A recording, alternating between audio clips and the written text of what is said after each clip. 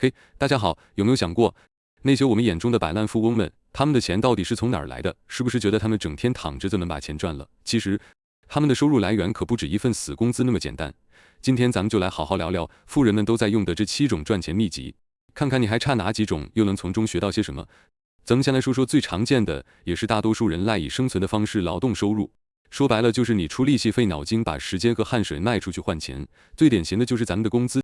别以为有钱人就不工作，他们最初的第一桶金多半也是靠这种方式赚来的。只不过，聪明人会慢慢减少这种主动收入的比例。对于普通人来说，这份工资收入几乎是我们的全部，甚至是唯一的经济支柱。想想父辈那一代，一份工资可能就能过得安稳体面，但如今社会变化太快，光靠一份工资能维持基本生活就不错了。万一有个什么变故，比如失业，那可真是要面临巨大的经济压力。而且这份收入往往要交最高的税，很多时候能达到收入的20%到40%。更要命的是，它几乎占据了我们大部分的清醒时间，朝9晚5已经是奢望，更别提9960007了，一天下来累得半死，哪还有精力去琢磨别的赚钱路子？如果你一直这样安于现状，那想要过上更宽裕的生活，或是实现提前退休，恐怕就真的遥遥无期了。第二种叫盈利收入，也就是咱们常说的做生意。甭管你是开实体店、网上铺子，是零售还是批发卖产品，赚的钱都算这一类。这听起来很诱人，但真心不适合所有人。做生意需要投入大量的时间和金钱，就算这样，很多新店第1年就倒闭了。想要成功，你得有点企业家精神，敢冒险。更重要的是，得会理财。很多人觉得小生意不用管财务，结果往往因为这一点让生意走向扩产。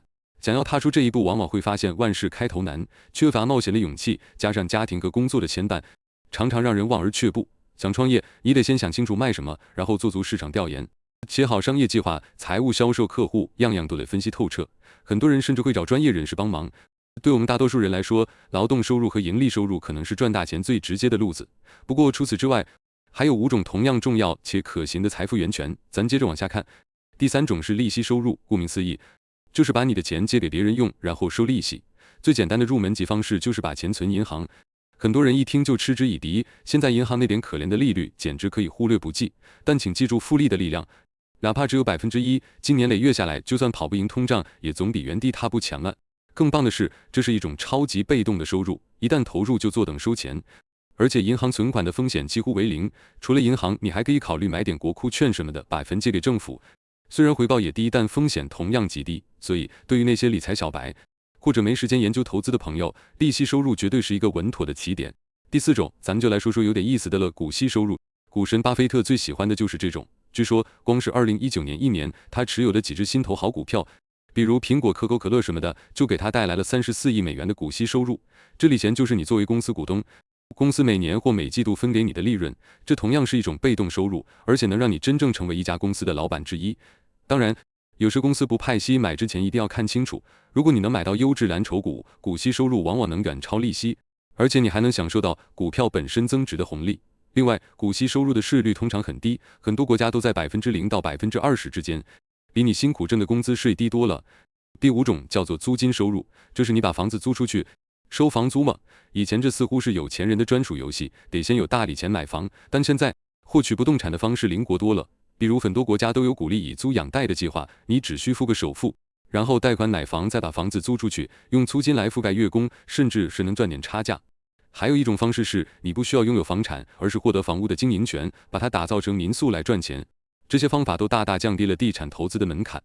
不过这种收入也有它的局限性，比如需要相对较大的资金投入，而且房产的流动性比较差，真要急用钱的时候，想快速变现可没那么容易。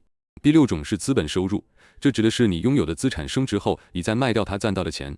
最常见的资产就是股票和房地产。举个例子，你100块买的股票涨到120块卖了，那20块就是你的资本收入。又或者你200万买的房子220万卖了，那20万就是你的资本收入。和股息收入一样，资本收入的税率也比较低，通常在10%到20%之间，某些情况下甚至能达到0%。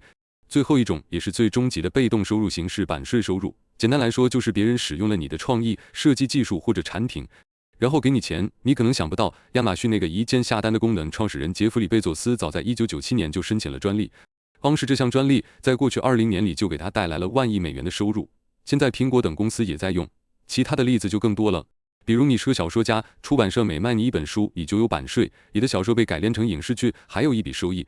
如果你是个歌手或主播，你的歌或音频在平台上播放次数越多，版税也越多。更高阶一点的，如果你创立了一个成功的商业模式，别人想加盟你的品牌，那他的支付的加盟费也属于版税收入。这种收入的最大挑战在于原创性，你需要有独特的技能去创造出别人无法复制的东西。但一旦成功，那收入潜力真的难以估量。好了，这7种收入来源你都清楚了吗？创造多元化的收入，可不仅仅是为了生存，它更是一种帮你积累财富的战略。这也不是一蹴而就的事情，你需要详细了解每一种，然后根据自己的情况挑选适合的，勇敢的去尝试，说不定你的人生真的会因此而改变。那么问题来了，这7种收入来源，你目前拥有哪几种呢？快到评论区里和大家分享一下吧。喜欢我们的节目，别忘了点赞和关注哦。咱们下期再见。